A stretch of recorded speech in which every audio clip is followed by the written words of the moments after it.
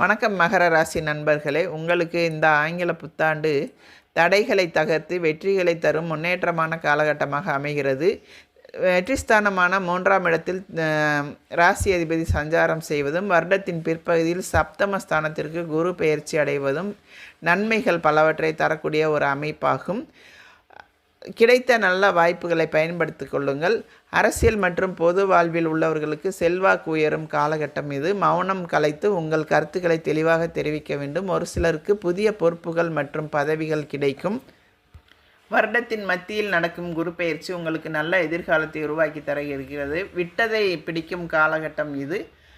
திருமணமாகாதவர்கள், திருமண வாழ்வில் சிக்கலை சந்திப்பவர்கள் ஜூன் மாதத்திற்கு பிறகு நல்ல செய்திகளை கிடைக்கப் பெறுவார்கள். திருமணமானவர்களுக்கு சந்தான பாக்கியம் உண்டு. வீட்டுக்கு தேவையான பொருட்களை வாங்கி மகிழ்வீர்கள். குழந்தைகளால் பெருமைகள் வந்து சேரும். விட்டுப்போன உறவுகள் தொட்டு தொடர வீட்டு கதவை வந்து தட்டும்.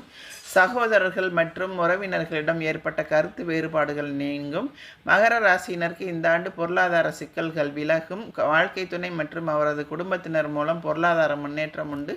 வருடத்தின் முதல் 5 மாதங்களில் பொருளாதார சிக்கல்கள் ஏற்பட்டாலும் அதன் பின்னர் அவற்றை சுலபமாக சமாளித்து விடுவீர்கள். பங்கு வர்த்தகம் லாபகரமாக இருக்கும்.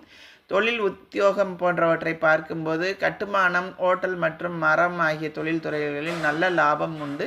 சிறு வியாபாரிகளுக்கு எதிர்பாராத வளர்ச்சிகள் கிடைக்கும். எழுத்தாளர்கள் நல்ல புகழ் பெறுவார்கள். தொழில் ரீதியாக வெற்றியடைய உங்கள் முன்னோடிகளின் வழிகாட்டுதல்களை பெற்று செயல்படுவது நல்லது. புதிய பொறுப்புகளை தைரியமாக ஏற்றுக்கொள்ளலாம். உத்தியோகஸ்தர்களுக்கு எதிர்பார்த்த ஊதிய உயர்வு அல்லது பதவி உயர்வு கிடைக்கும்.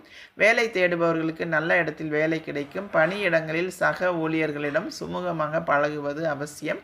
ஒரு சிலருக்கு அலுவலகத்தில் புதிய பொறுப்புகள் மற்றும் வெளிநாட்டு பயணங்கள் ஏற்பட்டும். அவற்றை நீங்கள் தைரியமாக ஏற்றுக்கொள்ளலாம்.